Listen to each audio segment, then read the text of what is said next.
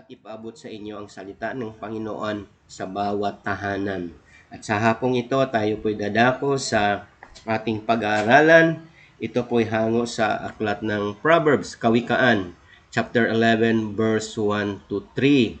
At ito'y pinamagatan kong God's advice about money. Yan. Okay.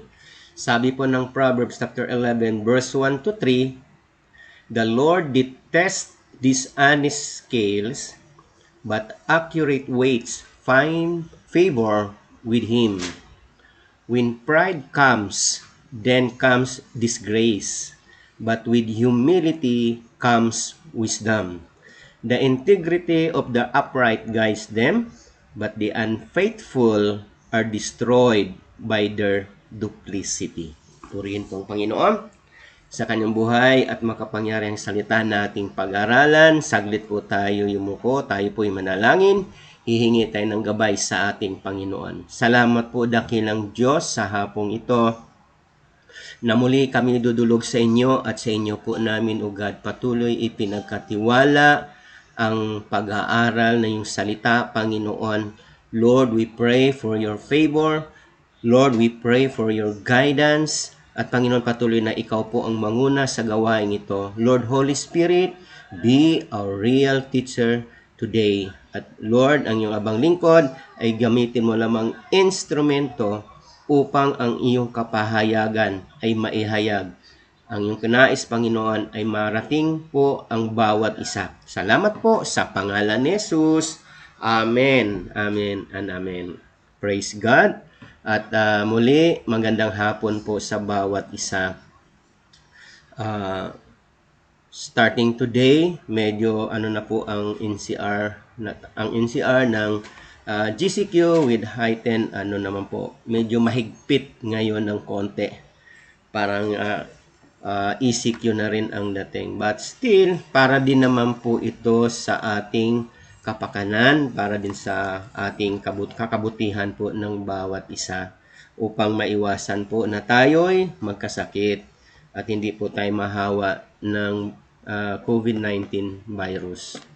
Okay, sabi po dito sa ating binasa, kinamumuhian ng Diyos ang mga dishonest scales at makikita po natin, gusto ng Panginoon. To summarize it all, gusto ng Panginoon na maging honest po tayo, maging fair po tayo sa lahat ng bagay, especially kapag ang pag-uusapan po natin ay business. Okay. At bilang panimula po, ang sabi po doon, whether we buy or sell, make a product or offer a service, we know what is fair and honest, and what is unfair and dishonest. Sometimes we feel pressure to be dishonest in order to advance ourselves or gain more profit. Yeah. But if we want to obey God, there is no middle ground. Kumbaga, wala pong puwang. God demands honesty in every business transactions. No amount of rationalizing can justify a dishonest business practice. Honesty and fairness are not always as easy, but they are what God demands. Ask Him for discernment and courage to be consistently honest and fair. Purin po ang ating Panginoon. Kaya makikita ho natin saan man daw po tayo, especially kung tayo mag-iingit sa business, o whether ano po ang ating ginagawa po, service man yan, ano man yan, dapat daw po maging fair po tayo. Even sa paglilingkod natin sa Panginoon, maging honest po tayo sa paglilingkod. Ibig sabihin, gawin natin yung tama, gawin natin yung mga bagay na nakapagbigay kaluguran sa Diyos. And sa panahon ho natin ngayon, tandaan ho natin, marami pong dishonest po talaga, sa totoo lang po. Kung makikita po at marinig po natin sa mga balita, ay marami pong mga nanluloko, maraming scam, maraming na budol-budol, na marami pong mga ang tawag yun na nasalisihan, na marami po. They are part of sabi itong dishonest na gawain, unfair na mga gawain. At ang sabi ng Lord, hindi po to kalugod-lugod sa Kanya. Why? God demands honesty. Tandaan po natin yan na not only in business transactions but in all aspect ng buhay po natin, maging honest po tayo. Dahil wala pong puwang sa Diyos ang mga mandaraya. Okay? At hindi lang po, ang pagiging honest po at fair po ay hindi po madali. Madali lang po tayong matempt gumawa ng bagay na para kumita, para manglamang sa kapwa, para ma-promote. Para pag na-promote, sisiraan mo yung kasamahan mo. Maraming bagay na pwedeng gawin at mangyayari. Matandaan po natin, pagiging honest po natin at fair po natin, ito yung mga bagay na nais ng Diyos. They are what God demands from us. Kung nahirapan po tayo, hingi tayo ng gabay sa Panginoon na malampasan natin ang mga bagay nito at magiging honest po tayo sa paggawa ng lahat ng bagay. Okay. Honesty is, number 1. Ano ba honesty? Ito po, pasadahan lang po natin. Ano ba ang honesty? Number 1, being truthful to yourselves. Honesty is being truthful to yourselves. Maging totoo ka sa sarili mo. Pangalawa, being truthful to yourselves. Una, maging truthful ka sa iba. Pangalawa, totoo ka, maging totoo ka sa iyong sarili. Maging totoo po tayo sa sarili. Kung ano po yung ating dapat gawin, ay yun po ang ating gagawin. Pangatlo po, doing what's right regardless of who's around. Okay? Maraming tao po gumagawa pag may nakakita. Nandyan yung mga boss, tatrabaho ho yan. Alam nyo po, kabaliktaran po talaga tayo. Sa ibang bansa o sa ibang lugar, ang mga tao, kapag wala yung boss, trabaho ng trabaho yan. Pero kapag dumating na ang boss, tatayo ho yan at kakausapin or sir, mag-report o ganito. Ito yung ginagawa namin, ito yung ginagawa. Hindi yung pag wala ang boss, walang supervisor, wala yung boss, wala tayong ginagawa. At kapag nakita na natin na nandiyan ang boss natin, nagkakandara pa ho tayo. Kunwari, busy-busy. Busy-busyhan. Hindi yan po ang honesty. Maging honest po tayo. Sabi doon, doing what is right. Regardless of who's around. May nakakita o wala, gawin po natin yung ating trabaho ng may katapatan at tama sa harapan ng Diyos. At panghuli, honesty is being someone others can trust. Ito po yung marami pong bagsak po dito. Ang sabi nga nun, mapagkatiwalaan ka ng iba. Kaya ang honesty po ay, yung ibig sabihin po sa Tagalog po dito ay mapagkakatiwalaan po tayo. Honesty, being honest is being someone others can trust. Na sa pagiging honest mo, maraming taong nagtitiwala sa iyo, maraming taong nagko-confide sa inyo dahil alam nila ang mga bagay na kino-confide mo ay hindi yan makakalabas. Maraming tao ngayon, sasabihin mo na ano ba problema, anong sikreto, whatever. Wala po, hindi po ako, hindi makakarating yan sa iba, hindi pa nga tapos, nakakarating na. Kaya makikita po natin, kapag ikaw ay being honest, sabi ko dong, being someone others can trust. Yung mga katangian bang ito ay nasa atin o wala? Kayo lang po ang nakakalam. Now, babalikan po natin yung aklat ng Proverbs po na ating pag-aaralan sa hapon nito, sa oras nito. Sabi po doon, Proverbs gives some practical instruction on the use of money. Although sometimes it is advised we would rather not hear. It's more comfortable to continue in our habits than to learn how to use money more wisely. Ang Book of Proverbs po, makikita po natin to yung lahat ng instruction sa buhay natin. Ano po yung dapat nating gawin, ano yung mga bagay na hindi dapat nating gawin. Nandun po yan, napaloob po yan sa aklat ng Kawikaan or Book of Proverbs. Kaya makikita po natin, even sa pag-handle, paghawak ng pera o whatever na finances na ibinigay sa atin ng ating ipinagkatiwala sa atin ng ating Panginoon. Gusto ng Lord na magiging maayos po tayo. But karamihan at sa kagustuhan na rin natin na kumita ng mas malaki, we are tempted na gumawa po ng kalukuhan or mandaya para lang tayo po ay kumita. Pero alam po ng Diyos lahat yan, kaya matakot po tayo sa Diyos. Kaya sabi nga doon, it is more comfortable to continue in our habits. Ibig sabihin, mas madaling gumawa ng kung ano yung gusto natin. Kasi alam naman natin, ang gusto natin ay lumamang sa kapwa at kumita. At tayo po ay, ang sabi nga doon, kahit sa opisina, sa kagustuhan natin ma-promote, sisiraan mo yung ka-office mates na alam mong ito yung mas magaling sa'yo, mas nauna sa'yo. Dahil gusto mong umangat, sisiraan po natin. Pero hindi ito ang disenyo, hindi ito ng nais ng ating Panginoon. Kaya, some advice include, ito po yung mga dapat po nating pag-aralan. Tandaan po natin, tingnan po natin ang mga bagay na ito. Number 1, be generous in giving. Okay? Sa pag-handle po natin ng, sabihin na ho natin, pagpapalang finances, financially, na binibless tayo ng Panginoon. Ang sabi nga po doon, be generous in giving. Sabi ng Proverbs 11:24 and 25, ang sabi po doon, one person gives freely, yet gains even more. Another withholds unduly, but comes to poverty. A generous person will prosper. Whoever refreshes others will be refreshed.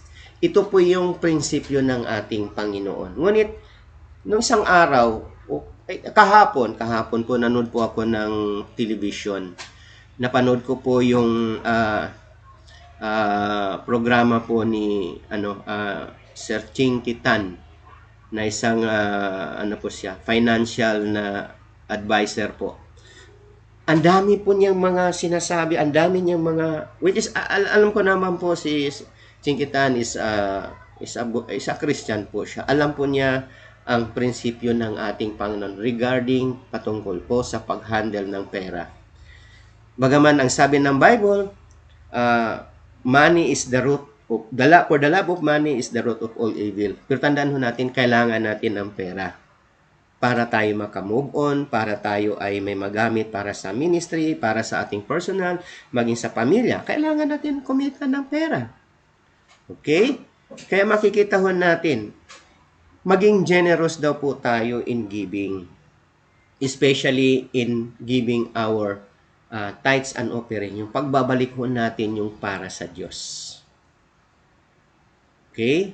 Ang sabi po ni Sir Chinkitan, ang sabi nga doon, isa sa mga don'ts na dapat po natin tandaan ay yung wag naman sobra-sobrang generous. Na even to the point na sa ating pagbibigay, wala na pong laman ang wallet mo, wala na pong laman ang bulsa mo. Pag ikaw na po ang nangangailangan, wala na rin kayong madudukot. It is not, hindi masama na tayo tumulong magbigay. Pero, kailangan po natin maging wise po tayo sa ating pagbibigay. Okay? One person gives freely, yet gains even more. Another withholds unduly, but comes to poverty.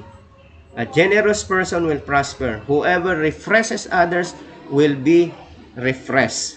Kaya po, mga kapatid, paalala lang po, unang advice na bigay sa atin ng Panginoon pagdating po sa pag-handle ng pera ay we must be generous in giving. Okay? Pangalawa, place people's needs ahead of profit. Place people's needs ahead of profit. Proverbs 11 verse 26. Ang sabi po ng Proverbs 11 verse 26, people curse the one who hoards grain, but they pray God's blessing on the one who is willing to sell it. Alam niyo po ba, wala naman po talaga tayong shortage eh. Even yung nakaraan, wala naman tayong shortage. Magkakaroon lang ng shortage kapag mayroong tinatago, hinuhord, kinokontrol ng iilang tao. Pero tandaan niyo po, mga kapatid, kinamumuhian ng Diyos o yan. Okay? Tandaan natin, place people's needs ahead of profit. Kumita ka lang sa business ng konti, okay na. Huwag naman masyado na up to the point na talagang hinuhoard mo na yung kung whatever, sabi nga doon, people curse the one who hoards grain. Ibig sabihin, kung ano yung dapat pangangailangan ng mga tao o daily na pangangailangan, ito'y tinatago mo, hinuhoard mo, kinamumuhian ng Diyos ang mga bagay na ito. At sabi noon, people curse the one who hoards grain, but they pray God's blessings on the one who is willing to sell. Na kahit alam niya na matindi ang pangangailangan, hindi na siya nagpatong pa, kunti lang ang kanyang dinadagdag dahil alam niya ito'y pangangailangan ng tao. Hindi niya pinahihirapan ang tao, ang mga taong nangangailangan. Kaya, place people's needs ahead of profit, lalong-lalo na pagdating sa business. Kaya po makikita po natin God's advice about money. Tandaan po natin, yung uunahin natin yung kapakanan ng mga taong nangangailangan. Huwag mong isipin yung kumita ka ng kumita. Although gusto naman nating kumita, tama lang na hindi naman nahirapan ang kapwa. Pangatlo, be cautious of counter-signing for another. Yan. Naalala ko po ito kahapon sa turo po ni doon sa napanood ko sa TV kahapon. Sabi niya, mag-ingat ka sa pag-guarantee ng mga loan o whatever, mag-commaker ka sa kapwa, lalong-lalo kapag hindi mo siya kilala. Maging maingat ka diyan. Ang sabi ng Proverbs 17 verse 18, one who has no sense shakes hands in pledge and puts up security for a neighbor.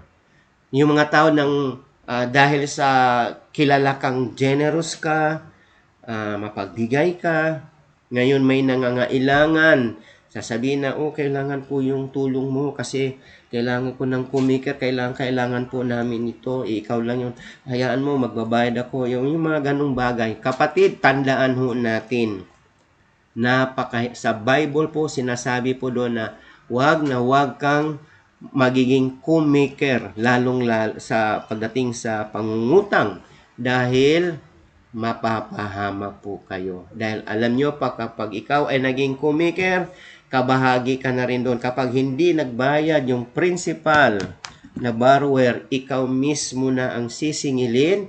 Lahat ng meron sa iyo ay kukunin nila dahil nagtatago na ang principal na borrower. Kapatid, maging wise po tayo. Okay? Be cautious of counter-signing for another. Okay? Pero pag kilala mo naman at alam mo na may pangbayad, maging maingat pa rin ho tayo. Kung pipirma tayo, maging kumikir ho tayo, siguraduhin natin na mayroon ka ring pambayad pagdating ng panahon na hindi siya makakabayad. Dahil ikaw din ang hahabulin ng mga pinagkakautangan po. Sa pambagay na gusto kong iwanan po sa bawat isa, sabi po ng Proverbs 11 verse 15, patungkol pa rin to sa pag-kumikir. Whoever puts up security for a stranger will surely suffer, but whoever refuses to shake hands in pledge is safe.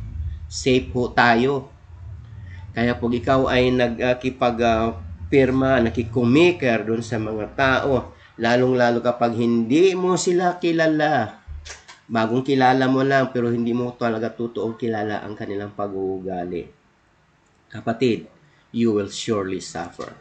Pangapat, do not accept bribes. Isa sa God's advice po para patungkol sa pera. Ang sabi nga doon, don't accept bribes. Pero sa totoo lang po, sa panahon natin ngayon, talamak po ito. Ito yung number one na source ng korupsyon natin sa ating bansa. Sa lahat ng ahensya ng pamahalaan, meron po ito. Napakarami po. Kahit saang ahensya ng pamahalaan, meron pong sabi po doon, tongpats o what ano yung sinasabi po nila, bribes or lagay, padulas. Nag-uusap nga kami nung may nakausap ko na sabi po, bakit ang dami-dami pong Chinese na sa atin? Ano ba yung pogo? Ano ba yung pogo? Sabi ko, ano yan mga games yan na or patayaan or something like that o halos pareho ng nagtitinda ng nag-aalok ng mga gitong bagay. Hindi ko alam pero ang karamihan ho dyan almost 100% ang mga empleyado yan is Chinese. Sabi ko, bakit nandito sila? Paano sila nakakapasok dito? Tapos kapag may nahuli, pag tinitingnan, walang mga dokumento. Because of bribes. Because of bribes, may naglalagay. May mga taong corrupt sa ating pamahalaan. Patandaan natin, kapatid, nakikita tayo ng Panginoon. Alam ng Diyos ang lahat ng ito. Kaya sabi ito, do not accept bribes. Kaya nga, praise God, alam niyo po sa panahon natin ngayon, ipinagbabawal yung mga regalo-regalo sa mga opisina. Ipinagbabawal yung lagay o pinagbabawal yung papadala or whatever. Kahit sa Pasko, pag Pasko, bawal po yung yung mga pamasko. Kasi yan po ang magiging source po yan ng korupsyon.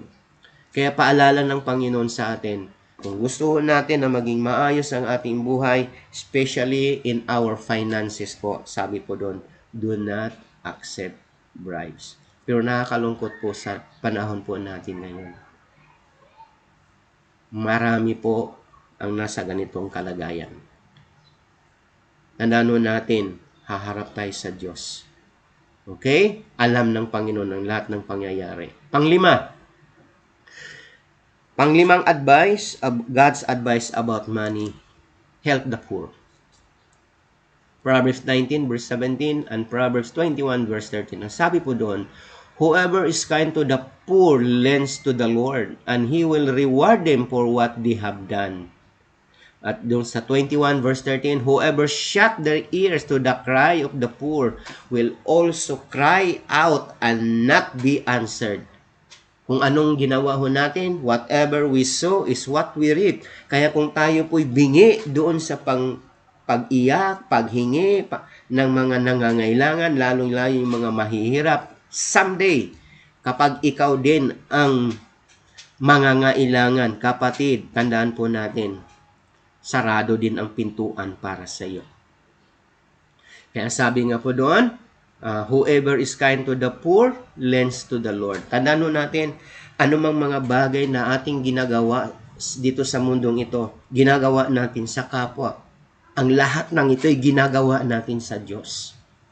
Kaya pagdating ng panahon, anuman ang ating ginagawa sa kapwa na nakakapagbigay kaluguran sa puso ng ating Panginoon, God will reward everything na ating ginagawa para sa kapwa. Because anong ginagawa natin sa kapwa, ito'y ginagawa po natin sa Diyos.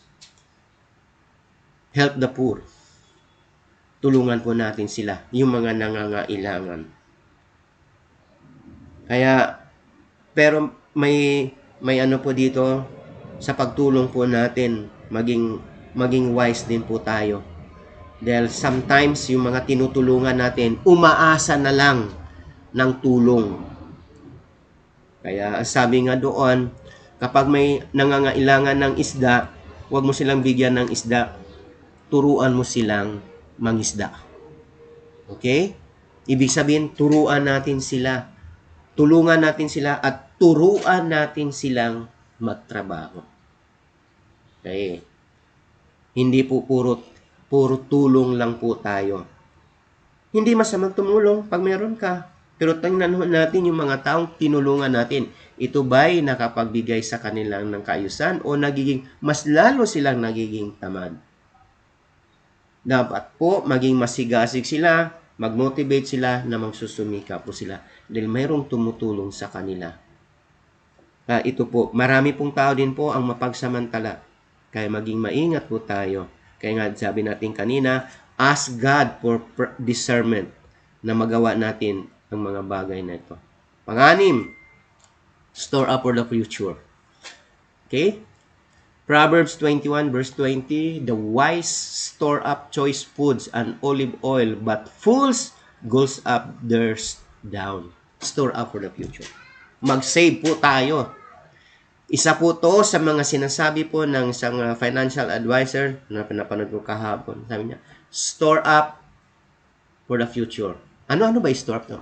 Kailangan meron kang, kung meron kang mga kita ngayon, meron kang finances ngayon, whatever, maghanda ka na sa kinabukasan mo. Hindi po masamang maghanda. Health card. Dapat may health card ka kasi hindi lahat ng panahon may pera ka. Di ba? Kung nagkasakit ka, kung wala kang pera, magagamit ko yung card. Okay? At hindi rin po masama maghanda po ng sabihin natin, kung ano yung mga para sa paglisan natin sa mundong ito. Insurance. Paghahanda po yun. Kaya store up for the future. Pag meron tayo ngayon, dapat pag-isipan natin yung mga bagay para sa kinabukasan po natin. Para hindi na rin nahihirapan yung mga maiiwan.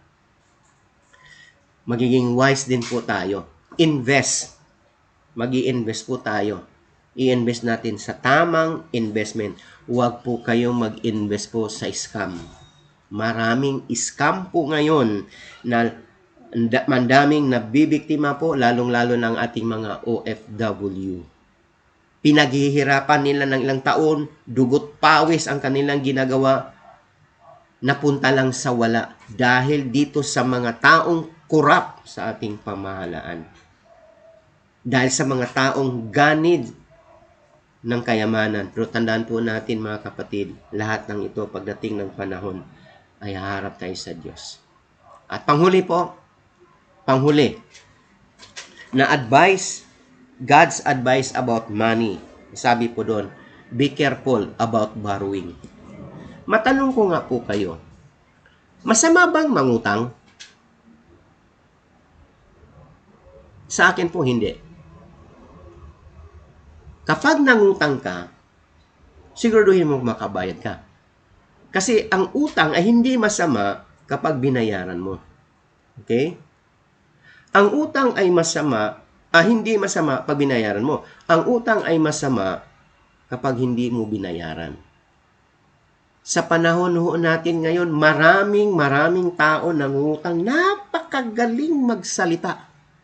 May paiyak-iyak, may mga kung ano-ano pang mga kalungkutang ginagawa para lang makahiram. Pero pagkatapos makahiram, nakalimutan na po niyang magbayad. Hindi po masamang mangutang basta bayaran mo ang iyong pagkakautang. Okay? Ang sabi po doon sa aklat ng Romans, I forgot the verse, chapter and the verse, sabi nga doon, huwag kang magkaroon ng utang sa kapwa dito habang nandito sa mundong ito.